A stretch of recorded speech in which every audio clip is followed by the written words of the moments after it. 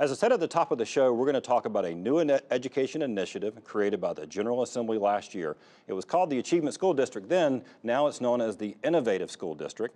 And who better to help us understand what this is all about than the superintendent of that district, Dr. Eric Hall. Eric, thanks so much for being here today. Appreciate the opportunity, Keith. All right, so you didn't create the Innovative School District. It was created by the General Assembly in 2016, but you were hired this year to run it. So, you know, a lot of our viewers, I'm sure, haven't been following this legislation and the plan. So I guess first, just describe for us, what is it? I mean, what is the Innovative School District and what's it going to do?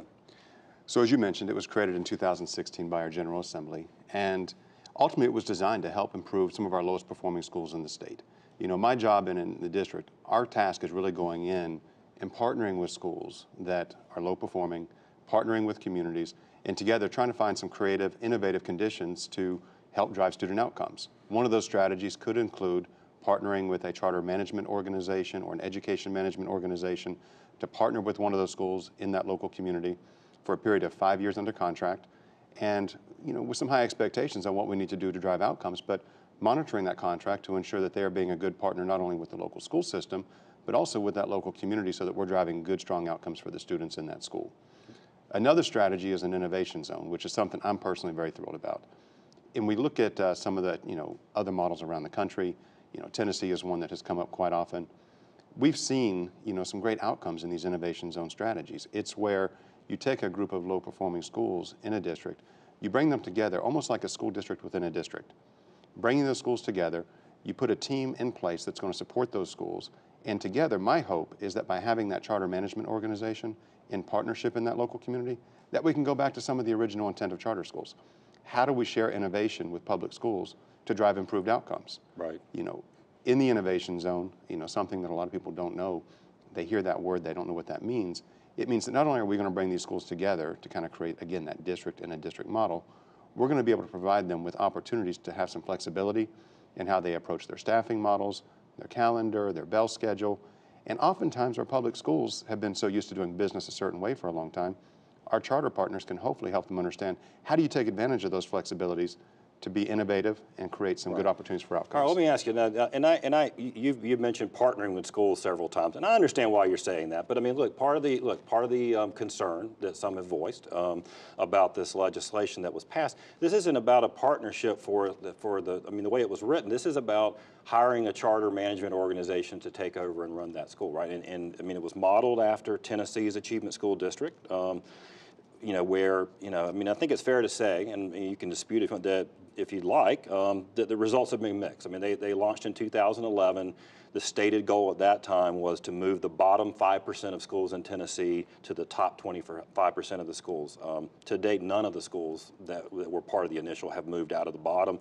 And I mean, so I guess the question that people mentioned to me is, why would we bring that to North Carolina if it's already not working somewhere else?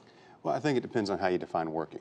You know, when we look at schools across the state, and even in other states that have tried these models, when you have 2, sometimes 3 kids out of every 10 in a school that are proficient in reading, meaning that 7 to 8 students are not proficient out of every 10, that means we got to do something different. You know, some of those schools have a history of some of those performance challenges, and it's not about blaming, it's not about saying that, staff aren't doing their best, but it's saying it's time to try something new.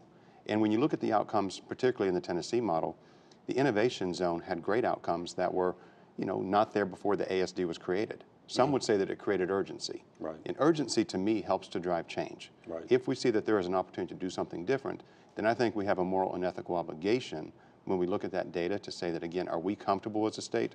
Are we comfortable as a community to say that it's okay to have 2 to 3 students out of every 10 proficient in reading?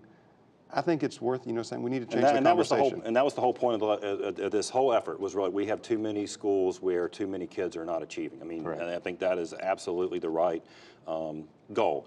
But to that end, talking about the Achievement School District, again, one of the things that I know you've talked about, and I've seen some other interviews, is community engagement and parental involvement. Another knock, again, on Tennessee, we were only looking at what this was modeled after, was that that parents weren't involved, the charter operators came in, basically fired the principal and all the teachers, and they really didn't have a say in what was going on in their school. Is that going to happen here? I think in this case, I'm really excited about the way our legislation has been written. We do get compared to Tennessee quite often. If you look at Tennessee, the way their legislation was written, it was a deep dive and realistically a single community at that point, which was Memphis. Right. Several schools in Memphis were transferred over to the ASD for operation. If you look at our legislation, we are going in and we are limited to only one school in a single community.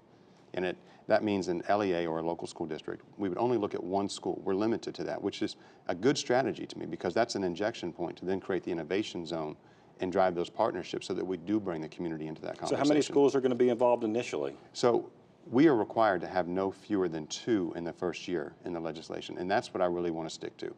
We have an obligation to really do this well. We have an opportunity to learn from states like Tennessee and others, even Louisiana, where they have tried similar strategies. What is it that's worked well and what hasn't? Right. That's what makes this, to me, an innovative opportunity. As you mentioned earlier, it was once called the Achievement School District. We said this really, if you look at the legislation, it's not the same as Tennessee.